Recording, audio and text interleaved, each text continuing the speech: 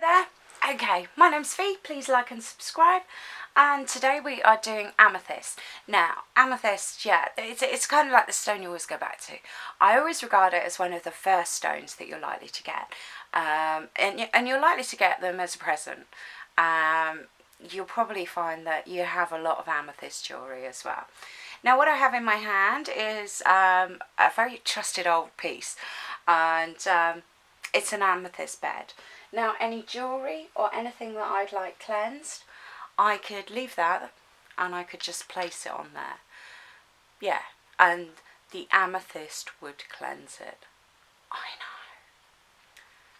know. Now, so it does come in this geo form. And, you know, there's some dramatic caves. I mean, you know, literally geos that you could sit in. Now, the reason I say that it's the first crystal you're likely to get, okay, is it's likely to be given to you.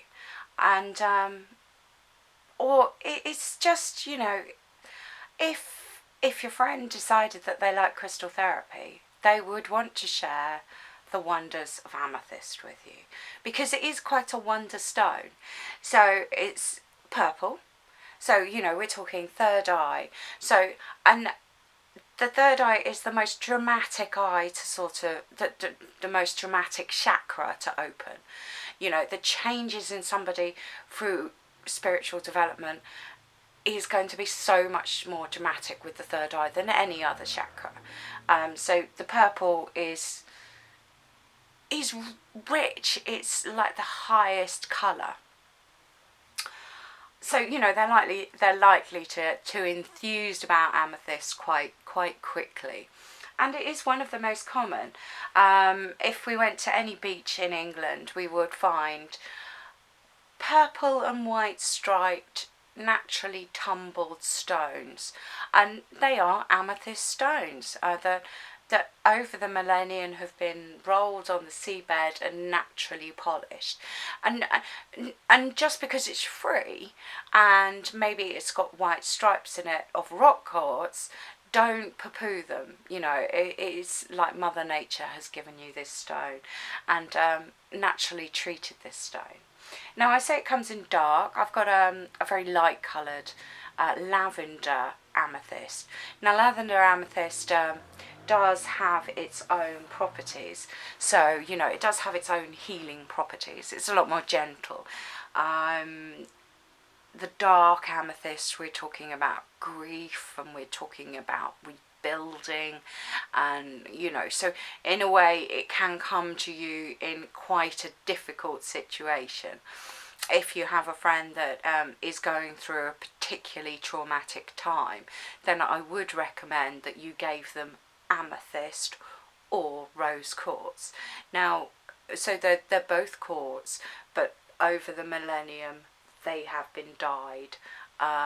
Yeah, they've both been dyed by different components. Now, yeah, so it comes in this bit that I was holding up that I didn't actually mention, but I put down because it was quite heavy. Okay, so we can see that these are points. Now, these are natural points. These aren't cut. And natural points are always better than these highly polished cut points. Now, what in fact this is part of a giant geode. Yeah, they're just points from a giant geode. Now, I do have a polished point here as well. So we're on the lighter lavender, which is a lot more softer energy, still very powerful. But it's, you can see that this side is naturally smooth and this side has been cut. And it's good. You can look through it and you can see patterns, and then they help your brain just to settle and then to see patterns if you have any patterns going on in your life. You know, like this has happened before, and the reason you keep thinking about that is because that's the same pattern. It might not be the same situation, and you know, on the face of it you wouldn't see the difference. But the pattern is the same. yeah, I have random memories with different horses as a child, and quite often somebody will say, oh well, you can't ride that horse, and because of it's too horsey, and and you can see the pattern. Yeah, I would have to get very specific, wouldn't I, to actually, yeah. So yes, benefits of a cut stone are, yeah, that you know, it brings out the, yeah, it brings out the qualities of the stone that should be there. So if you had a big piece of marble that was to be Da Vinci's angel, the angel is already in the stone.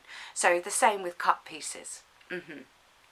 And there is polished pieces as well, and they're comforting. You know, if you hold a polished piece, it's comforting. Yeah, and that's what they're going for. And it is a personality type as well. You know, I kind of don't mind my corners, so I'm a bit more happy with the roughness. Yeah, I kind of embrace my corners, but then that's personal growth, isn't it? So I'm at that stage. So amethyst, the main thing is it's a good starting stone. It's quite gentle, but it's quite dramatic. So I would recommend that, even though it cleanses if you place something on a bed, it still requires cleansing.